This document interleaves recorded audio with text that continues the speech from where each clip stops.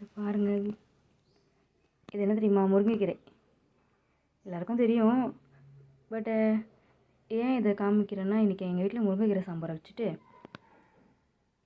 அழகாக சாப்பிட போகிறோம். அதுக்காக தான். இங்கே பாருங்கள், இதில் பாருங்கள் எப்படி ஒரு பூச்சி போயிடுச்சு பாருங்கள். இந்த மாதிரிலாம் நிறைய இருக்கும்.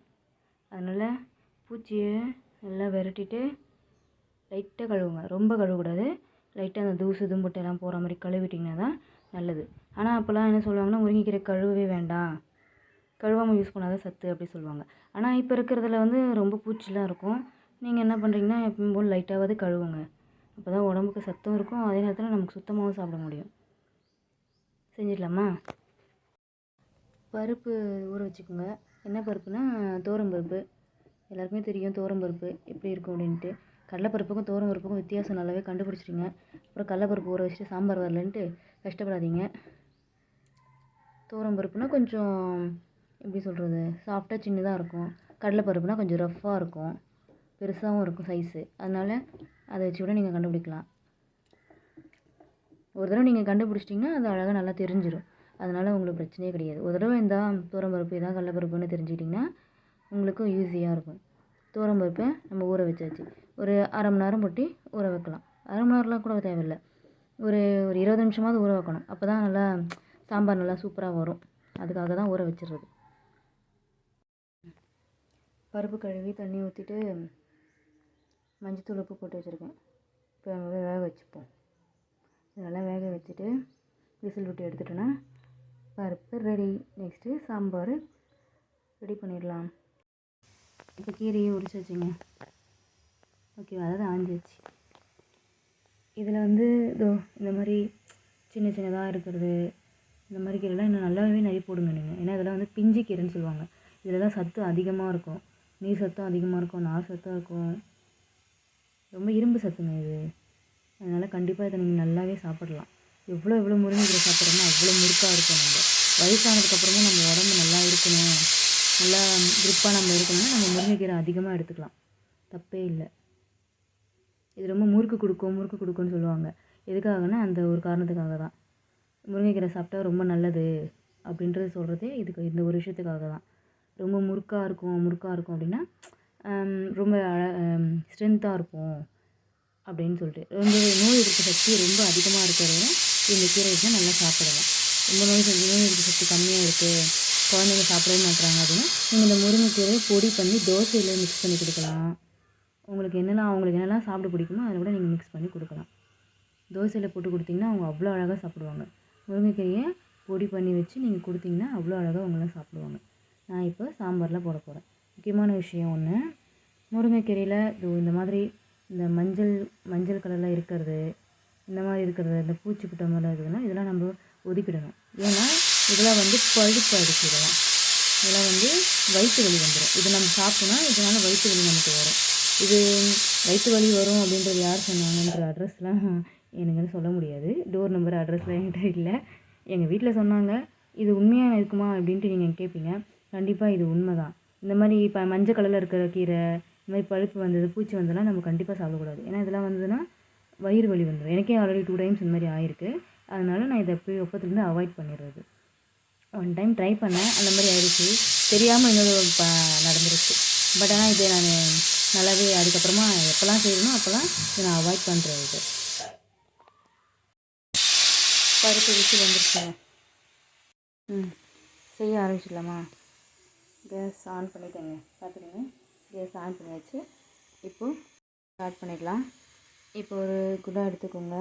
அடுப்பு பற்ற வச்சுட்டு குண்டா எடுத்து எண்ணெய் தேவையான ஊற்றிக்கோங்க. நான் எங்கள் வீட்டில் அளவு இதுதான், அதனால் இதை நான் எடுத்து வச்சுக்கிட்டேன். உங்களுக்கு ஏற்ற மாதிரி நீங்கள் வச்சுக்கோங்க. இதில் இது மாதிரி குக்கர் மாதிரி வச்சிங்கன்னா இன்னும் நல்லாவும் இருக்கும். அதுக்காக தான் நான் இதை யூஸ் பண்ணுறது. வெங்காயம் 1, தக்காளி 1, அரை வெங்காயம் எதுக்காக வச்சுருக்கேன்னா தாளிக்கிறதுக்காக வச்சுருக்கேன். அது அப்புறமா தாளிக்கிறப்ப நம்ம கட் பண்ணி போட்டுக்கலாம். இப்போ கட் பண்ணி போட்டுனா ஒரு மாதிரி வறட்சி ஆகிடுன்றதுனால நான் கட் பண்ணாமல் வச்சுருக்கேன். அவ்வளோதாங்க. தக்காளி வெங்காயம் போட்டு வதக்கி வச்சுருக்கேன். நல்லா தக்காளி நல்லா மசிஞ்சு வருது பாருங்க. இந்த மாதிரி தக்காளி வெங்காயம் போட்டு வதக்கிடுங்க. நெக்ஸ்ட்டு பருப்பு நல்லா வெந்துருச்சுங்க. இது நல்லா ஒரு தடவை மசிஞ்சிட்டு அதை போட்டு மிக்ஸ் பண்ண வேண்டியது தான். பருப்பு போட்டாச்சு. அவ்வளோதான். பருப்பு போட்டு நல்லா ஒரே ஒரு அரை செம்பு தண்ணி ஊற்றிருக்கேன். நீங்கள் 1 டம்ளர் ஃபுல்லாக ஊற்றுங்க, கரெக்டாக இருக்கும். பருப்பு கொதிச்சிச்சு. இப்போ நம்ம கீரையை ஆட் பண்ணிடலாங்க. கீரையை சேர்த்துட்டு கொஞ்சமாக மிளகாத்தூள் உப்பு போட்டோன்னா ரெடி. நீங்கள் சாம்பார் பொடி தான் சாம்பார் பொடி போட்டுக்கோங்க. நான் நார்மலாக வீட்டில் யூஸ் பண்ணுறேன், எங்கள் அம்மா அரைச்சி கொடுத்த மிளகாத்தூளை யூஸ் பண்ணிக்குவேன். கீரையை ஆட் பண்ணி வச்சுங்க. அப்புறம் கீரை பருப்பு எல்லாத்தையும் சேர்த்து ஒரு தடவை கலஞ்சிக்கோங்க.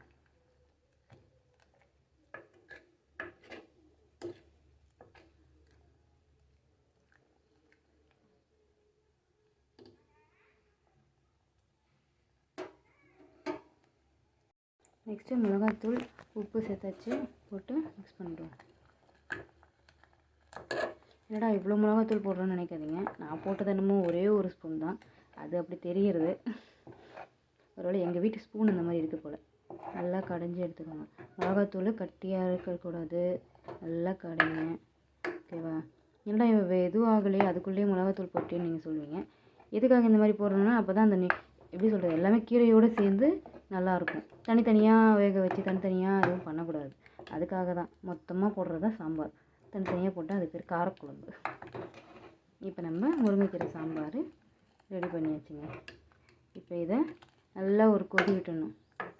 ஒரே ஒரு கொதி தாங்க, அதிகமாகவும் கொதிக்கக்கூடாது. ஏன்னா முருங்கைக்கீரை வந்து தன்மை மாறிடும், ரொம்ப டேஸ்ட் தெரியாது. அப்புறமா நமக்கு கீரைன்னா அது அந்தளவுக்கு டேஸ்ட்டு தெரியாமல் போயிடும். அதனால் நல்லா ஒரு தடவை நல்லா கொதிக்க விட்டு இறக்கிட வேண்டியதுதாங்க. அப்புறம் நான் தாளித்து கொட்ட வேண்டியது தான். தாளித்து கொட்டுறப்போ உங்களுக்கு வெங்காயம் ஆப்ஷன் தான். வெங்காயம் உங்களுக்கு வேணுன்னா நீங்கள் போட்டுக்கலாம், அப்படி இல்லைன்னா போடாமலே விட்டுடலாம்.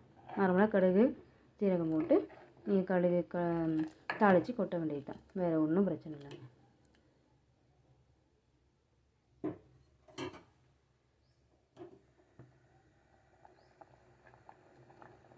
பாருங்க வரான் நல்லா கொதித்து வரான். இப்போ நம்ம கொஞ்சம் நேரம் தாங்க கொதிக்க வைக்கணும், ரொம்ப நேரம் கொதிக்க வைக்கக்கூடாது. எதுக்காகனா கீரை வந்து தன்மையை ஃபுல்லாக மாறிடும். அதோட இந்த காம்பினேஷன் ஆகணும், பருப்போடையும் அந்த காரத்தோடையும் உப்போடையும் காம்பினேஷனாக வரணும். அந்த பருப்போடைய சத்து வரணும், சத்து குறைஞ்சிடக்கூடாது. அதுக்காக தான் நல்லா கமகமான வாசனை வருதுங்க. முருங்கைக்கீரோட ஸ்மெல்லு சூப்பராக வருதுங்க. நீங்கள் கண்டிப்பாக ட்ரை பண்ணுங்கள். நீங்கள் சொல்லுவீங்க, நீ பார்க்குற, நீ சொல்கிற, நான் கேமரா தானே பார்க்குறேன், எனக்கு என்ன தெரியும் அப்படி கேட்பீங்க.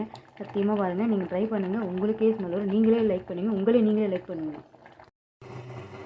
கடுகு சீரகம் வெங்காயம் அவ்வளோதாங்க. மூத்தையும் போட்டு வதக்கி வச்சுங்க. நம்ம சாம்பாரில் போட்டுருவோம். ஏன் கொத்தமல்லி கருவேப்பிலையும் போடலையா அப்படின்னு கேட்பீங்க. எனக்கு கொத்தமல்லி அப்படியே போட்டு சாப்பிட்றது தான் பிடிக்கும்.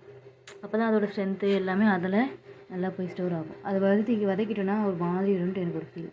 இதில் மட்டும்தான் அந்த மாதிரி, மற்றபடி வேறு எதுலேயும் கிடையாது.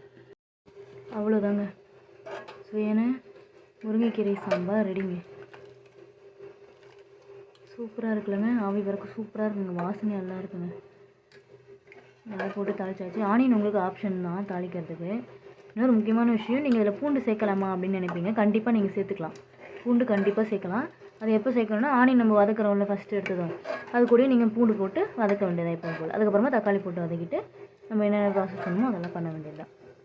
பூண்டு போட்டாலும் நல்லது தான், ரொம்ப நல்லது பூண்டு போட்டிங்கன்னா. இன்னும் இந்த வீடியோ பிடிச்சிருந்ததுன்னா லைக் பண்ணுங்கள், ஷேர் பண்ணுங்கள், சப்ஸ்கிரைப் பண்ணுங்கள்.